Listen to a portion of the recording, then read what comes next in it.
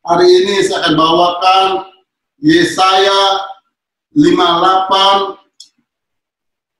ayat 3a.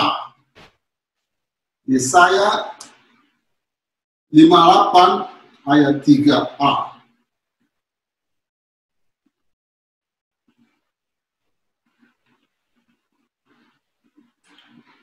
Judul apa ini? Ibadah atau puasa yang layak.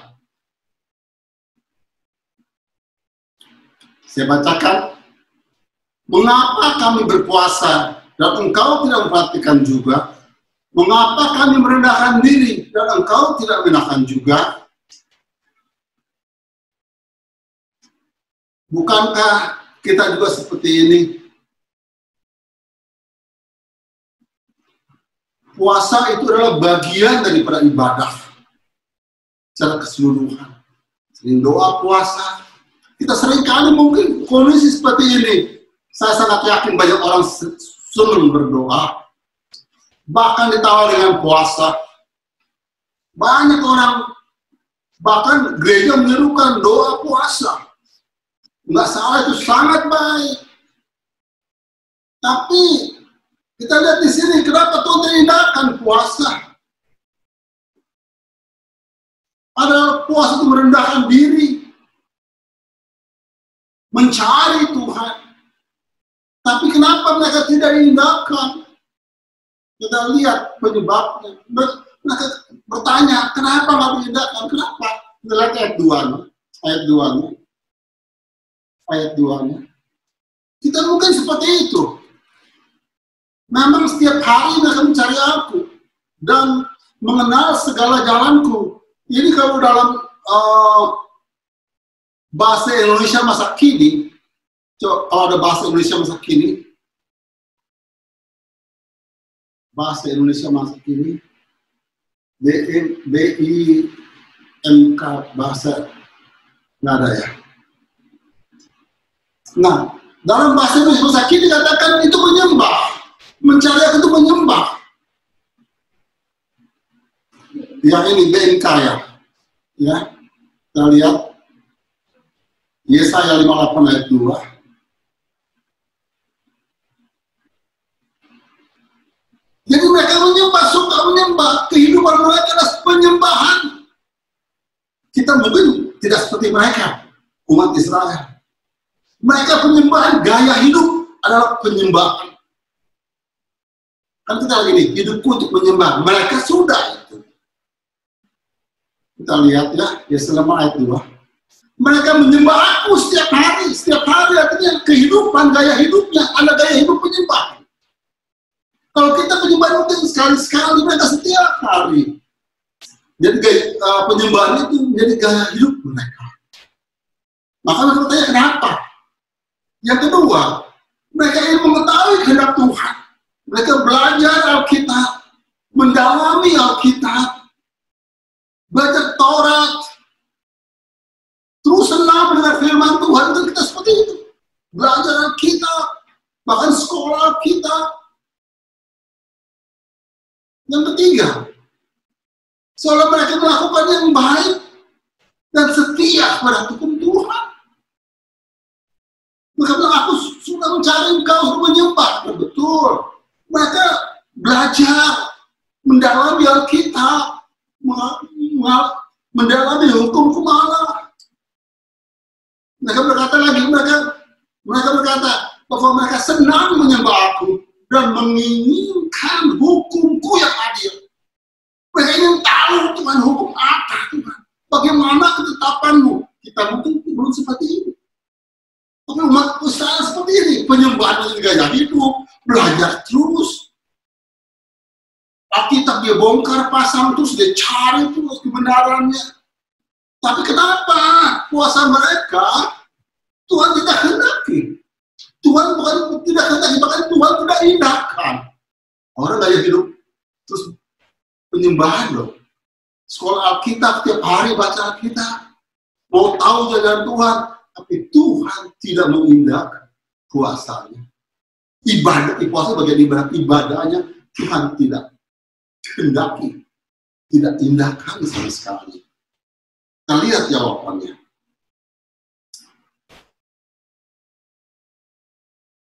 Jawaban sebenarnya satu, karena mereka tidak mengerti tentang Tuhan. Kita Roma 10 ayat 1 dan 3. Roma 10 ayat 1 dan sampai 3. Dikatakan demikian. Coba baca.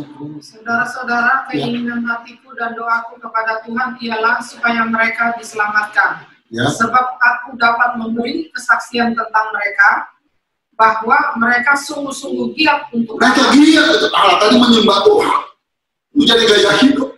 Terus, tetapi tanpa pengertian yang benar. Tapi tanpa pengertian yang benar. Terus, sebab oleh karena mereka tidak mengenal kebenaran Allah. Mereka tidak mengenal Allah. Dan oleh karena mereka berusaha untuk mendirikan kebenaran mereka sendiri. Mereka mendirikan kebenaran mereka sendiri. Jadi mereka sudah saleh. Saleh adalah kehidupan yang taat kepada aturan agama. Dia taat pada agama. Orang ini saleh. Diangkat dirinya saleh. Buat baik. Tapi dia nggak ngerti kebenaran. Kebenarannya apa lagi kebenarannya? Kita lihat. Mereka tidak tahu apa itu penyembahan. Penyembahan itu avodah. Artinya adalah segala aktivitas hidup. Itu adalah penyembahan. Pikiran, perkataan, perbuatan, itu adalah penyembahan. Pekerjaan lain apapun yang kita lakukan, aktivitas apapun yang kita lakukan, itu adalah penyembahan. Mereka nggak ngerti itu. Kalian lihat, ibadah yang sejati kita lihat, ibadah bagaimana sih? Jadi ibadah yang sejati. Apa sih ibadah sejati? Kita lihat Roma 12 ayat 1. Dan kita ngerti penyembahan. Mereka suka menyembah, tapi mereka tidak mengerti penyembahan. Kita lihat Roma 12 ayat 1. Karena itu, saudara-saudara, demi kemuliaan Allah, aku mendesakkan kamu. Karena kemuliaan Allah Tuhan didesakkan. Supaya kamu persembahkan tubuhmu. Tubuh adalah yang melakukan segala sesuatu. Dalam tubuh ini, melakukan pikiran kita, sikap kita, perkataan kita, perbuatan kita dilakukan oleh tubuh. Gerak pun ada yang gerak tubuh kita tahu. Kita bisa tahu kan, orang lagi marah, orang senang, dia cemberut, pipi ke atas, ada gerak tubuh. Orang bisa melihat orang, membaca orang dari gerak tubuh. Dari gerak tubuh itu merupakan semua kegiatan dilakukan oleh tubuh. Nah, sedangkan yang dikatakan lagi, terus ya, adalah kamu supaya kamu tubuhmu persembahan yang hidup. Kenapa tubuh itu? Kenapa aktivitas kita harus hidup? Hidup artinya bergerak. Tidak terbatas ruang dan waktu, di mana saja, kapan saja, itu harus ada penyembahan kepada Tuhan. Nah, orang Israel hanya di gereja, hanya di sinagog. Kita pun mungkin hanya ke gereja. Persekutuan itu penyembahan, bukan dalam setiap wilayah hidup kita. Sedangkan dikatakan ini mempersembahkan tubuh sebagai persembahan yang hidup, persembahan yang hidup kan bukan mati, hidup itu bergerak. Jadi artinya gambaran kita menyembah Tuhan di mana saja, kapan saja, dalam kondisi apa saja. Kondisi sekarang virus corona, kita menyembah Tuhan. Nggak enak, mau nggak mau, kita harus mau menyembah Tuhan. Terus selanjutnya yang kudus, hagios. Hagios artinya berbeda dengan orang lain. Jadi apa yang berbeda? Berbeda dengan dunia ini. Jadi penyembahan itu tujuan ya harus berbeda dengan dunia ini. Dunia ini kalau orang menyembah Tuhan, cari Tuhan tujuan apa? Untuk kepentingan kita. Bukan artinya seperti itu. Kalau kita berdoa untuk apa? Tuhan berkati saya, sembuhkan saya. Semua untuk kita. Tapi sebenarnya penyembahan semuanya untuk Tuhan. Kudus nanti berbeda dengan orang lain. Mereka berpuasa bukan untuk Tuhan, berpuasa untuk dirinya sendiri. Kita sering juga begitu. Jadi tidak kudus atau tidak kudus bukannya hidup kudus saja, tapi kudus adalah berbeda. Motivasi kita harus beda dengan dunia. Dunia motivasi, kamu sakit, baik doa dong, nggak salah. Tapi harusnya bukan mencari kesembuhan, cari Tuhan. Bukan cari Tuhan untuk kesembuhan, kan gitu. Setelah orang cari Tuhan untuk sembuh, setelah sembuh kita cari Tuhan lagi. Tapi kita cari Tuhan mau sembuh tidak sembuh, itu urusan Tuhan. Kita cari Tuhan, amin. Dan kesembuhan itu urusan belakangan. Pasti Tuhan lakukan bagi kita. Dan Dia sayang kita. Tapi bukan itu yang kita cari. Itu adalah kudus tadi. Dalam kehidupan kita beda dengan dunia. Terus yang terakhir, berkenan. Ada standar. Kalau dia berkenan boleh masuk misalnya nonton bioskop, mesti 17 tahun ke atas. Ada standarnya. Kok dia berkenan, diperkenankan. Ada kualitasnya. Jadi dalam penyembahan harus ada kualitas penyembahan. Ada masuk standar Tuhan. Standarnya apa? Hati kita. Standar Tuhan apa? Hati kita ini menyembah. Bukan hanya jasmani. Menyembah dalam roh dan kebenaran. Dalam menyembah dalam roh artinya menyembah dalam memenuhi hati kita. Batin kita menyembah Tuhan. Jadi hati yang murni itu menyembah Tuhan. Hati harus murni. Hati kita, motivasi hati kita mesti murni dalam penyembahan. Bahwa semuanya untuk kepentingan Tuhan. Itu artinya berkenan pada Tuhan. Seringkali kita dalam menyembah yang penting aku pun ada urusan, ada masalah, aku cari Tuhan, nggak salah. Tapi itu bukan yang sebenarnya. Bukan yang sebenarnya ada masalah mencari Tuhan. Cari Tuhan karena Dia adalah Tuhan. Amin. Bukan cari Tuhan karena ada masalah. Cari Tuhan karena Ia adalah Tuhan yang patut disembah, patut dicari. Itu alasannya. Yang kedua, tadi menyembah. Mereka menyembah terhadap sebuah hati, jadi kan masalah hati, kan berkenan. Mereka terhadap sebuah hati. Kita lihat ayatnya. Matius 15 ayat 8-9. Matius 15 ayat 8 dan 9.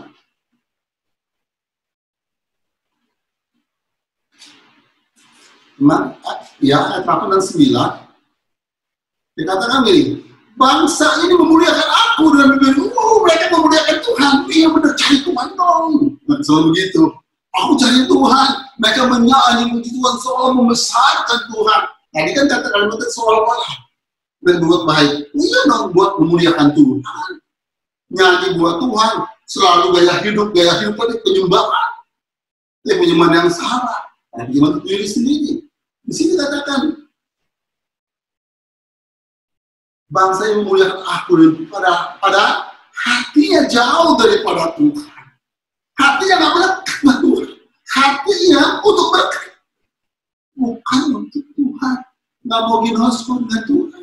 Yang mau adalah berkat Tuhan. Dia mau berkat Tuhan. Dia tidak mau Tuhan. Mungkin bukan tidak mau sekali, tapi ya pokoknya yang Tuhannya kalau dia perlu cari Tuhan.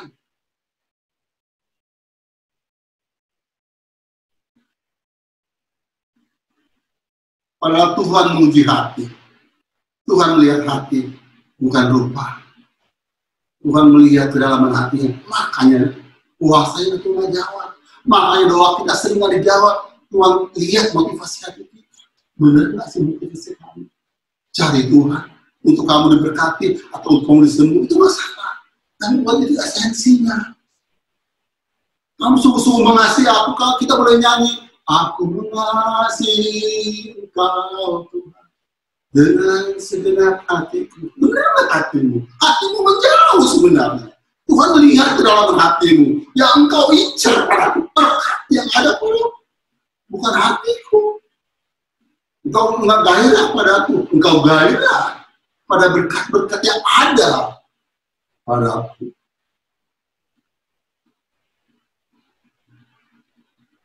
Terus tadi mereka katakan, mereka sungguh-sungguh mau mengetahui Allah. Orangnya, wow, kelihatannya kan belajar Alkitab, tahu banyak tentang Tuhan, tapi mereka tidak melakukan firman, tidak melakukan firman Tuhan. Kita banyak mengetahui, bukan itu seringkali dalam hidup kita juga. Kita banyak tahu tentang, oh iya aku pernah dengar, iya betul ya, tapi apa kita melakukannya? Kita boleh menyembah Tuhan, tapi kita taat nggak sama melakukannya? Kita baca ayatnya ya. 1 Samuel 15 ayat 22-23. 1 Samuel 15 ayat 22-23.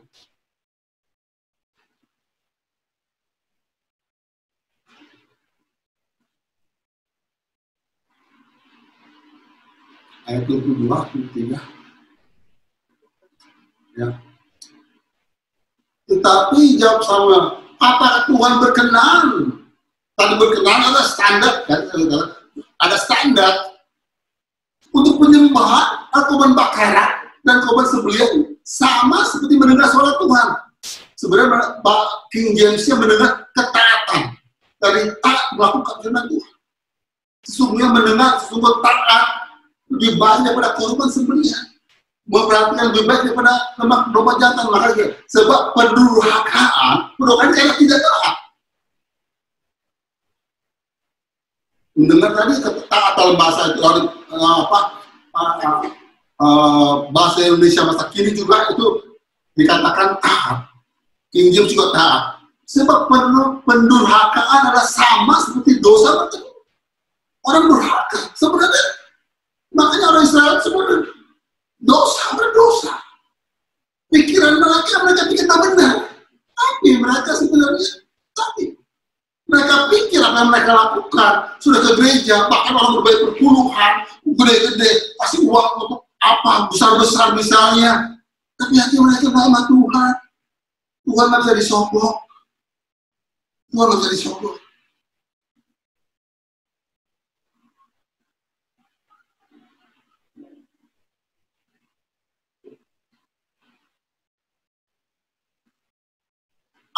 Apa dia kita lihat di ayat 4 dan Yesaya 58 ayat 4 dan 5. Apa kegiatan mereka?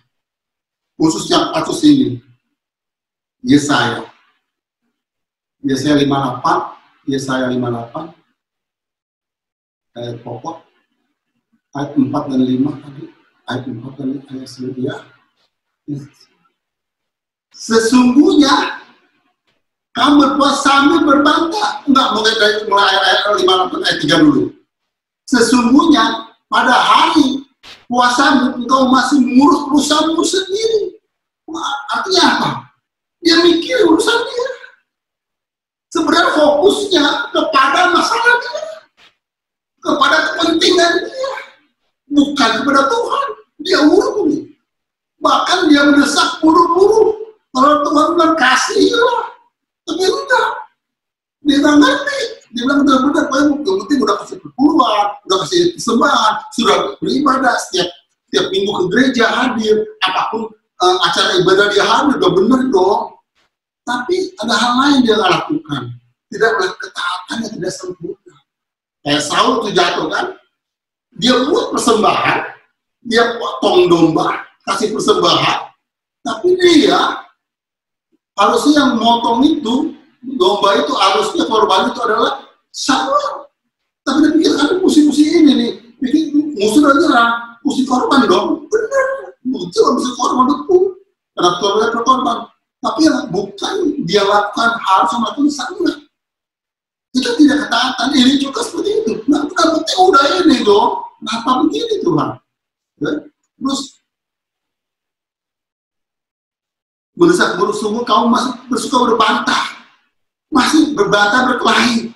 Mereka nggak rasa ini dosa mereka nggak sadar. Mereka cara hidup benar-benar. Dengan cara berpuasa seperti ini, suaramu tidak akan didengar di tempat tinggi. Terus Tuhan katakan, sungguh inikah berpuasa yang ku kehendaki dan mengadakan hari. Nah, ini kalimat ini luar biasa. Tahu tak sih, lu pikir kalian bisa masak ini? Kamu pikir inilah puasa yang kehendaki seperti ini?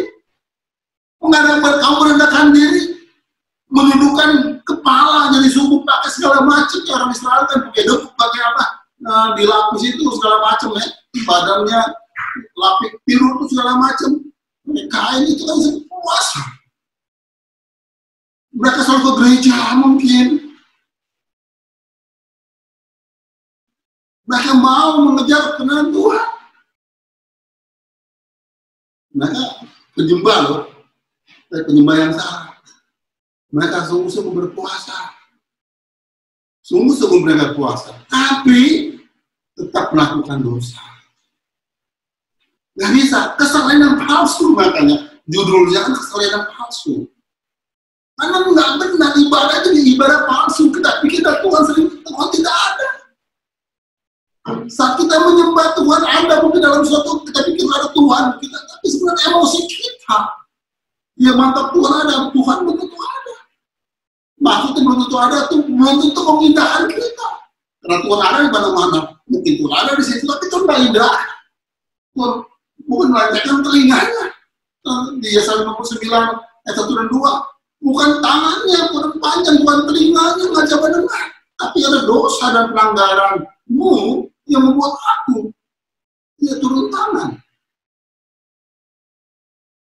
Inilah, mereka membuat dosa sambil berpuasa. Mereka ngerti arti puasa.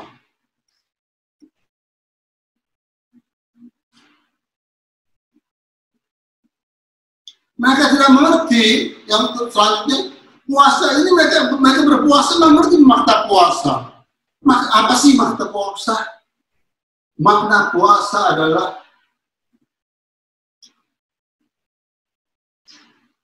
ginosko dengan Tuhan. Untuk apa? Makna puasa kita mau diginosko dengan Tuhan.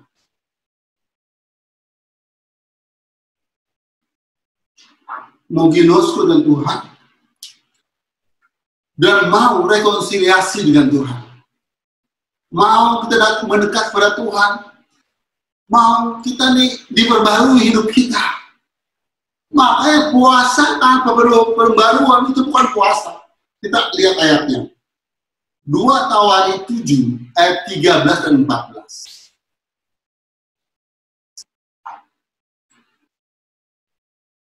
2 Tawari 7 ayat 13 dan 14 ya.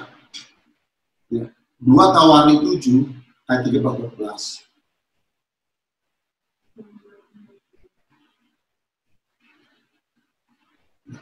Ini luar biasa saya baca ya, bila aku kita sekarang banyak nih, dalam kondisi corona pasti banyak kita gini, berdoa dan puasa. Bila aku menutup langit, sehingga tidak ada hujan.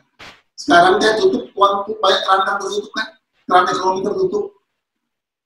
Bila mana aku menyuruh belalang, makan habis hasil bumi, corona yang memakan simpanan kita, deposito kita dimakan. Bila aku melepaskan penyakit sampah di antara umatku, banyak umat anak Tuhan juga kena bikin sampah. Nah, ayat 14. Dan umatku yang atas namaku disebut merendahkan diri untuk puasa, berdoa dan mencari wajahku, ya. Dia doa puasa. Lalu orang lupa kalimat lalu berbalik. Jadi saat puasa dan berdoa puasa harus terjadi perubahan.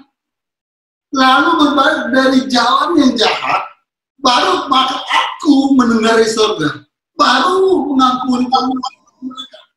Jadi kita itu mencari Tuhan. Puasa itu apa? Berdoa puasa itu apa? Intinya membereskan hidup kita. Bereskan hidup kita. Saat datang kepada Tuhan, tadi berbalik kita Tuhan, minta ampun, artinya berbalik jatuh, minta ampun, bertobat. Kalau kita bertobat, sungguh-sungguh bertobat, maka aku akan mendengar dari surga dan mengampuni dosa mereka, serta memulihkan diri mereka. baru terjadi pemulihan.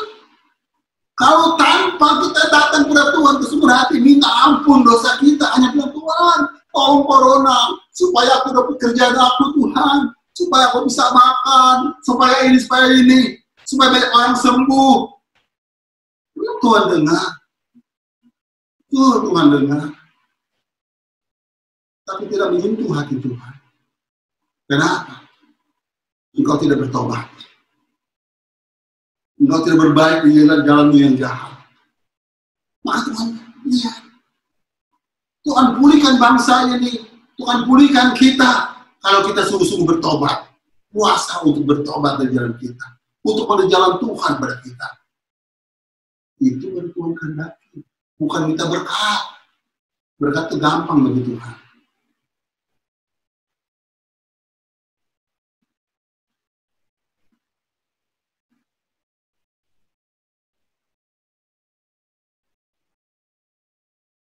Mereka berdoa puasa untuk apa sih dalam Yakobus 4 ayat 3. Yakobus 4 ayat 3. Mereka puasa untuk apa tujuan mereka puasa? Ini sebenarnya tujuan mereka puasa. Yakobus 4 ayat 3.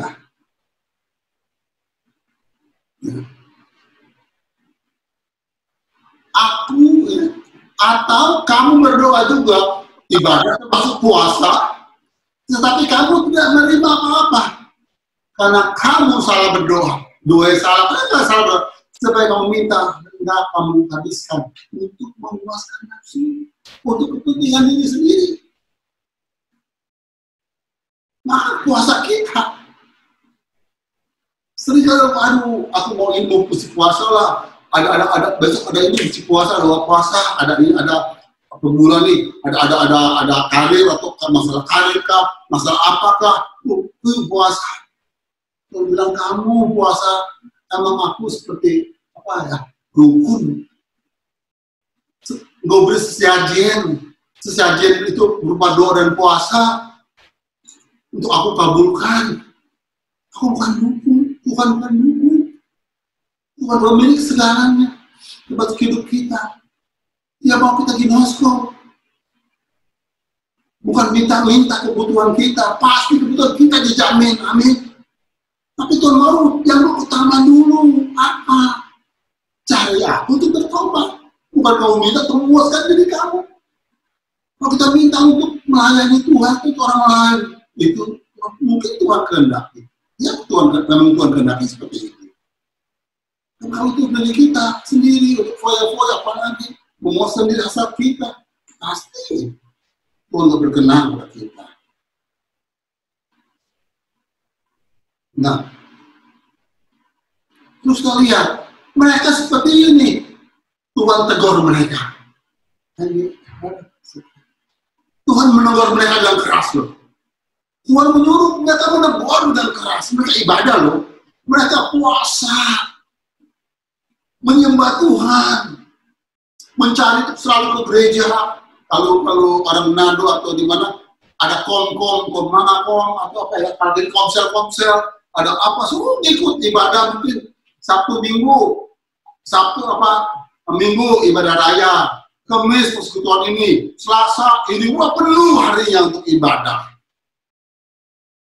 Hati mereka nggak ada Tuhan. Salah pengertian tentang Tuhan, kurang kenal Tuhan. Artinya aslinya apa? Tuhan tegur dengan keras. Kita lihat ayat 1, Yesaya 58 ayat 1 ya. Tuhan tegur keras, mereka berpuasa nggak ada gunanya. Bukan Tuhan mengindahkan, tapi Tuhan tegur ini. Lihat, ini keras banget Tuhan tegur. Yesaya ini, serukanlah kuat-kuat, jangan tahan-tahan, serukan. Nyaringkan suaramu keras-keras biar orang tahu. Jadi, permalukan mereka hasil lagi dulu. Untuk masalah ini, khusus masalah ini ya. Serukan kuat-kuat. Karena itu salah, ibadah yang salah. Makanya saya baru mengerti ya. Banyak di itu kalau ibadah salah, no, kita tuh mesti berani katakan salah. Nggak bisa diem. Ibadah yang salah, penyembahan yang salah. Kita harus berani teriakan suara nyaring. Nggak bisa waduh, ya, tapi nggak bisa. Tuhan katakan yang nggak benar, yang sesat. Itu katakan dan nyaring suaramu, bagaikan sang kalatnya, ya orang semua tahu dia gempar. Orang kalah gitu. Ya orang tahu bahwa itu salah.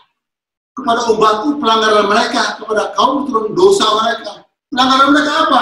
Ibadah yang palsu, penyembahan yang palsu. Itu mesti diserukan. Dan kalau yang salah, baru saya mengerti kenapa saya nggak perlu sebut ya.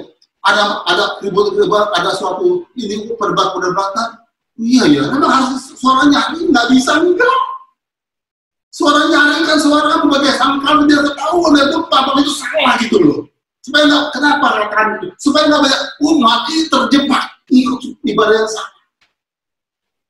Gua katakan pelanggaran disebutkan dan ini yang Tuhan sebut seperti ini itu karena mereka pikir salah, tapi mereka sebenarnya tidak salah. Mereka suam-suam kuku. Mereka seperti Tuhan tegur jemaat di Laodikia. Kita lihat apa yang Tuhan tegur kepada jemaat Laodikia. Kalau persis yang bersama, kita lihat Wahyu 3 ayat 15 sampai 18. Wahyu 3 ini kepada jemaat Laodikia. Wahyu 3 ayat 14 sampai 18. Ayat 14 ya. Ini ayat kepada Laodikia. Nah. Dan tuliskanlah kepada jemaat Laodikia, ini firman dari Amin, saksi yang setia dan benar, permulaan dari ciptaan Allah. Aku tahu pekerjaanmu, engkau tidak dingin dan tidak panas. Alangkah baik engkau dingin atau panas. Jangan suam-suam kuku, penyembahannya separuh-separuh. Munafik artinya. Jadi karena engkau suam-suam kuku dan tidak dingin atau tidak panas, nggak ada semangatnya artinya. Kalau dia dalam bahasa asli tidak ada semangatnya, nggak ada gairahnya, nggak sepenuh hati. Aku akan memuntahkan dari mulutku. Maka Tuhan keras. Karena engkau berkata, aku kaya. Aku tuh percaya diriku, aku kaya. Aku cukup, aku beribadah. Aku saleh. Aku baik-baik aja. Aku tuh kekurangan apapun, nggak kekurangan. Aku perlu cukup. Aku berdaya terus aja. Apalagi yang kurang pada. Menurut pandangannya dia benar. Itu orang sering kali, aku kan udah gini. Aku Tuhan, aku udah puasa. Aku nggak jawab. Aku udah berdoa, aku melayani Tuhan. Memberi persembahan, melakukan pelayanan. Ini itu. Sibuk dengan pelayanan. Karena tapi intinya, hatinya tidak pada Tuhan.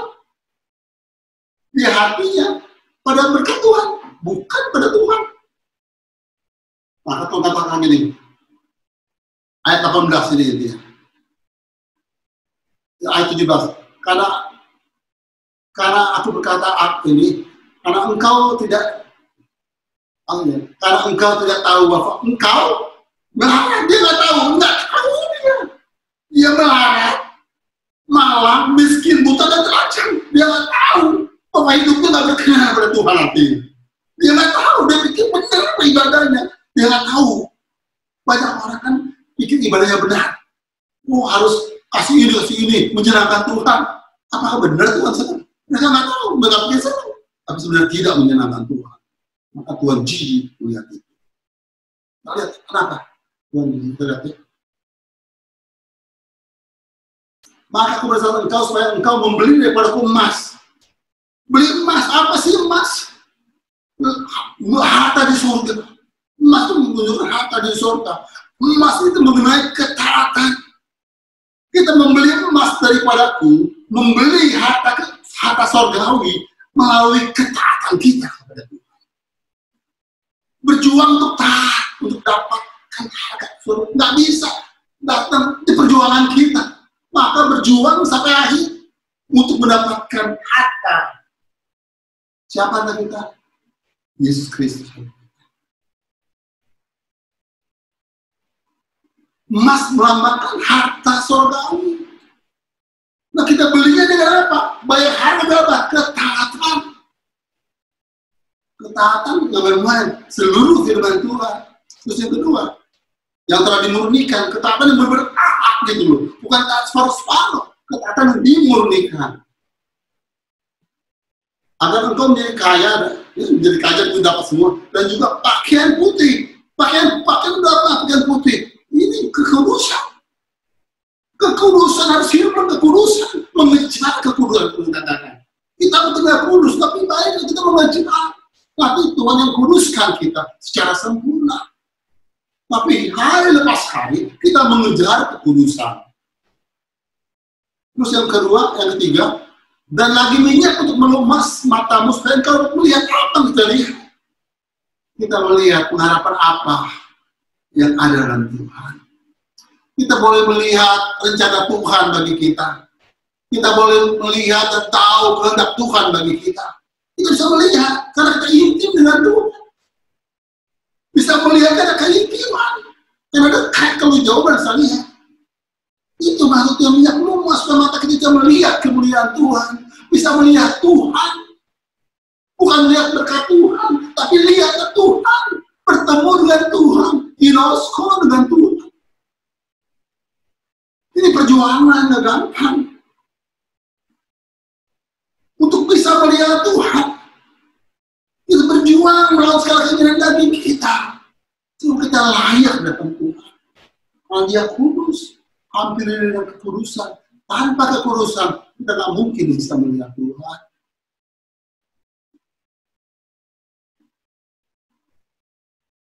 Tuhan tegur mereka karena itu.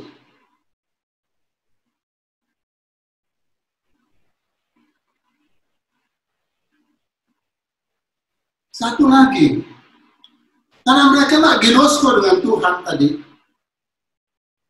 Jadi yang mereka minta hanya berkat, kita lihat ayatnya. Maka Tuhan jawab, carilah aku. Matius 6 ayat 31 sampai 33.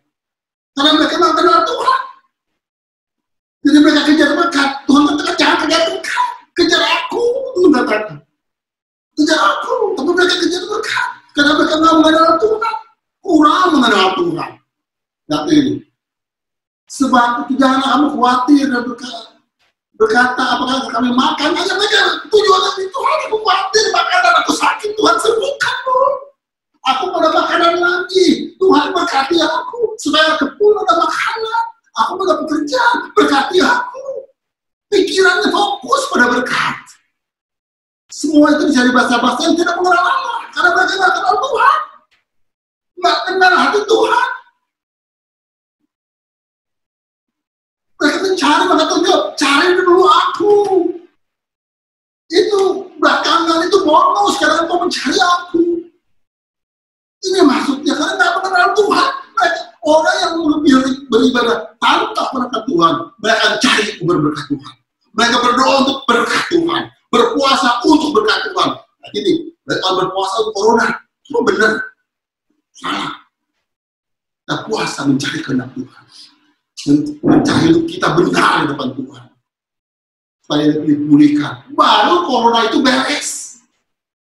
Bukan karena corona kita berpuasa. Kita berpuasa karena hidup kita supaya layak di depan Tuhan.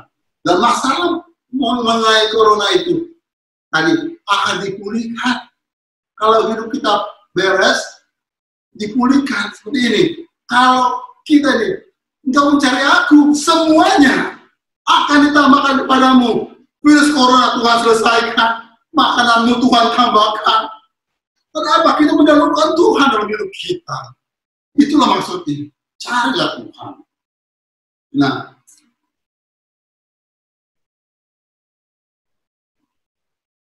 jadi sekarang bagaimana? Bagaimana kita puasa? Bagaimana puasa dikehendaki Tuhan? Kita lihat ayat 6 dan 7. Ini ayat terakhir dalam khotbah. Kita bahas mungkin pandangan dikit. Ini yang paling penting kalau puasa. Ada hati Tuhan bagi kita. Ada nggak kita punya hati seperti ini? Tanpa ini puasa kita, ibadah kita sia-sia. Apa yang Tuhan bilang sini? Itu apa? Yesaya 58 ayat 6 dan 7. Inilah hati Tuhan. Kita berdoa, puasa, apapun ibadah kita, hati Tuhan ini loh, kunci hati Tuhan. Ayat 6 dan 7. Orang bukan, itu bukan ibadah, itu bukan puasa yang kuhendaki. Hatiku, kerinduanku, supaya engkau membuka belenggu kelaliman.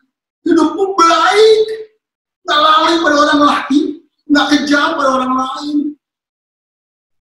Tidak kejam kepada rekanmu, kepada siapapun, tidak kejam. Yang hidup penuh belas kasih pada orang lain. Supaya kasih Tuhan terpancar melalui hidupmu. Kasih Kristus terpancar dalam hidupmu. Katakan, membuka belenggu kelaliman bukan terikat orang, tapi lepaskan orang dari belenggu mereka. Lepaskan tali kuk penderitaan mereka. Kalau kita bisa lepaskan mereka dengan apa yang ada pada kita. Lepaskan orang terinjak, teraniaya, orang miskin, orang yang menderita. Lepaskan mereka, beri mereka kekuatan, beri mereka pengharapan. Berdoa untuk mereka supaya engkau memberdayakan orang teraniaya dan mematahkan setiap kuk. Bukan menambahkan kuk, bukan menambahkan beban pada orang susah. Lepaskan mereka dari penderitaan mereka melalui apa yang ada pada kita. Tuhan berikan kekuatan untuk melakukannya. Supaya engkau supaya puasa memecahkan roti, itu hati Tuhan. Memecahkan roti bagi yang lapar, kasih orang makan. Bukan kau pelit sama orang lain. Bukan kau kikir menahan. Wah, aku untuk besok gimana? Jangan pikir besok adalah tangan Tuhan. Pikir hari ini apa yang kau bisa lakukan Tuhan. Dan membawa ke rumahmu orang miskin yang tak punya rumah. Tampung orang yang susah yang tak punya rumah. Tampung. Jangan pernah menolak mereka. Jangan pernah mengusir mereka. Karena mereka bici mata Tuhan. Karena mereka umat Tuhan. Bahkan mungkin ada Yesus sendiri. Dan apabila engkau melihat orang telanjang, kasih pakaian. Supaya engkau memberi dia pakaian yang tidak menyembunyikan diri terhadap saudaramu. Ada orang minta pinjaman, kasih kalau ada padamu. Buat Tuhan, benar kasih Tuhan. Tapi ada hatimu yang mau mengasihi, mau berkorban untuk orang lain. Orang-orang seperti ini, Tuhan katakan di Matius 25 ayat 40. Hati Tuhan. Matius 25 ayat 40. Sebenarnya kita sedang melayani Tuhan. Matius 25 ayat 40. Dan raja itu, kita tahu mereka memberi makan yang orang miskin ya, memberi penjara, menjara segala macam ya. Dan raja itu akan menjawab mereka, aku berkata kepadamu, sesungguhnya segala sesuatu yang kamu lakukan untuk mereka, untuk orang teraniaya tadi, untuk orang miskin tadi, engkau beri mereka makan bagi mereka, engkau beri pakaian mereka, engkau beri tumpangan untuk mereka, engkau sedang melakukan untuk aku. Ya ayatnya, kamu telah melakukan untuk aku, karena mereka adalah Allah Tuhan untuk menguji hati kita. Kita seringkali nggak melihat orang-orang tiba-tiba ada depan kita. Apa yang kita buat? Berarti Tuhan sedang menguji hati kita. Apa kita ada hati Tuhan? Perpanjangan hati Tuhan. Perpanjangan tangan Tuhan untuk menolong mereka. Tuhan mau lihat kasih kita kepada Tuhan. Kalau kita mengasihi Tuhan, kita akan mengasihi apa yang Tuhan kasih. Coba kita mengasihi anak kita, pasti kita juga mengasihi orang yang dikasihi. Begitu ya Tuhan. Mereka betul orang yang Tuhan kasih, Tuhan mau kita juga mengasihi mereka. Apalagi mereka tertindas. Ya. Ayat 40 katakan, kamu telah melakukan itu. Ingat, seringkali, bukan jangan cari-cari. Kalau orang datang kepada kita nggak suruh mereka datang, tiba-tiba ada kepada kita. Jangan pernah menolak mereka. Jangan pernah menolak mereka. Selama ada padamu, ada kesempatan itu, lakukanlah. Ada kesempatan itu tidak jarang terjadi. Karena itu adalah Tuhan sedang menguji hatimu. Apakah engkau sungguh-sungguh mengasihi aku? Kalau engkau mengasihi aku, engkau mengasihi apa yang kau kasih. Itulah puasa yang benar. Tuhan mau hati kita, ini masalah hati. Puasa itu masalah hati. bukan masalah perbuatan. Kalau masalah hati benar, perbuatan kita benar. Tapi kalau hati kita, motivasi kita salah, semuanya salah. Penyembahan kita salah. Bahkan kita memberi persembahan, kita lihat Yesaya 1 ayat 11-13. Kita memberi persembahan itu salah. Persembahan yang gede banyak, tapi salah. Kita nggak bisa nyokap Tuhan. Yesaya 1 ayat 11. Apa itu korbanmu yang banyak-banyak? Biarlah Tuhan, aku sudah jenuh akan korban-korban. Buat apa korban banyak-banyak? Aku jenuh terus. Akan korban bakaran berupa domba jantan dan akan lemah dari anak lembu, tumbukan darah lembu jantan dan domba-domba kambing jantan tidak kusukai. Aku nggak suka itu semua penyembahanmu yang banyak itu nggak suka. Karena yang aku suka kau bertobat. Untuk ayat 3-nya, ayat 13. Langsung 13. Jangan lagi membawa persembahanmu yang tidak sungguh, sebab baunya adalah kejijikan bagiku. Kalau kamu jangan mau pekerjaan yang sungguh, yang benar, yang nggak benar. Penyembahan yang benar nanti dari hati yang mengasihi Tuhan. Bahwa penyembahan itu adalah penyembahan Tuhan, bukan untuk kepentingan kita. Itu adalah penyembahan yang benar, dari hati yang benar. Nggak usah penyembahan persembahan kita yang benar, nggak usah bawa Tuhan. Lebih kita nggak usah bawa dan kita bawa. Tuhan jijik melihat. Tuhan mau kita bertobat ayat 16 coba. Tuhan mau ayat 16. Basuhlah, bersihkanlah dirimu. Bersih, Tuhan mau basuhkan dirimu, bersihkan dirimu, bertobat kita Tuhan. Ya. Udah. Kalau kita bertobat, apa yang kita dapat? Kita dapat ayat selanjutnya di Yesaya 58 ayat 9 dan 10 itu bagian kita. Kita lihat, tapi kita dapat secara cepat. Ya, Yesaya 58. Ya. Bagian kita ini, Yesaya 58. Ini ayat terakhir, kita baca cepat ya. Pada waktu itu, terangmu akan berkah di fajar.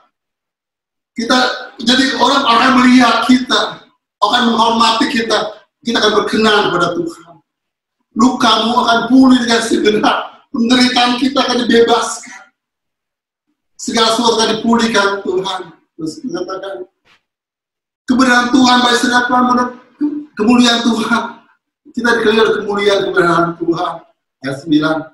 Kalau engkau manggil Tuhan dan Tuhan menjawab. Tuhan berarti hati melekat pada Tuhan. Kalau di seperti Mazmur 91 ayat 14-16. Tuhan berita keselamatan. Engkau manggil aku jawab. Karena apa? Apabila engkau tidak lagi menekanku tadi kan. Dan tidak lagi menunjuk orang dengan jari. Jadi nggak menekan orang lain. Terus ayat 10. Tadi, kenapa tadi? Tadi kan, kamu bisa makan. Gue beri yang orang lapar. Gue beri apa yang kau inginkan sendiri. Itu akan memuaskan hati orang yang tertindas. Kita mau ini kasih orang ada yang lebih perlu pada kita. Karena kita cukup. Kasih demikian. Maka terangmu akan terbit dalam gelap. Dan gelap akan masalah kita tiba-tiba terbuka. Ada jalan keluar. Semua kelihatan. Tengah hari, Tuhan akan menuntun engkau, kita tuntun Tuhan. Ayat 11, Tuhan akan menuntun engkau senantiasa. Tuhan akan menuntun kita dalam masalah persoalan Tuhan ada bagi kita. Dia menuntun kita, Dia menolong kita. Tuhan akan memuaskan hatimu di tanah yang kering. Walaupun usia kering ini, masalah pandemi kering, tapi Tuhan memuaskan hasratmu. Tuhan akan memperbarui engkau. Engkau tetap diberkati dalam kondisi seperti ini. Karena engkau akan diairi dengan baik. Maka berkat Tuhan itu nyusul. Itulah berkat Tuhan. Ayat kita baca selanjutnya. Berkat Tuhan menyusul. Maka Tuhan akan menuntun engkau, memuasatimu, membaru kekuatanmu. Kekuatan kita diperbarui. Mungkin kita udah gak berdaya, tapi Tuhan membarui kekuatan kita. Kenapa? Kita bersandar pada Tuhan. Karena kita melakukan kehendaknya. Maka orang bekerja melayani Tuhan dengan hati sungguh-sungguh. Saat dia lemah, Tuhan kuatkan. Ada kekuatan baru setiap hari. Itu bagian orang yang percaya pada Tuhan. Amin. Inilah hati Tuhan ya. Saya renungkan ini Beberapa hari Tuhan bawa. Supaya jangan salah kita beribadah. Harus benar ibadah kita. Mengerti tentang ibadah. Mau doa dan puasa apapun kita lakukan. Motivasi kita adalah untuk menyenangkan Tuhan. Untuk Tuhan. Jangan cari Tuhan. Jangan membuat Tuhan seperti dukun. Untuk berkat. Tapi carilah Tuhan. Berkat itu tadi seperti tadi. Tuh nyusul. Berkatnya nyusul. Karena mungkin dia nggak berkati, kita nggak mungkin. Karena dia aku menyertai engkau senantiasa. Aku melihara engkau. Dia pasti pelihara kita. Dia pasti memberkati kita. Itu udah pasti, nggak perlu dipertanyakan. Karena dia Tuhan. Janji ya dan amin. Yang perlu dipertanyakan hidup kita benar-benar kita ini sungguh-sungguh mengasihi dia. Benar-benar kita ini menyembah yang benar. Ibadah kita benar nggak sih? Tapi ibadah setiap aktivitas. Hidup kita benar nggak di hadapan Tuhan? Itu yang Tuhan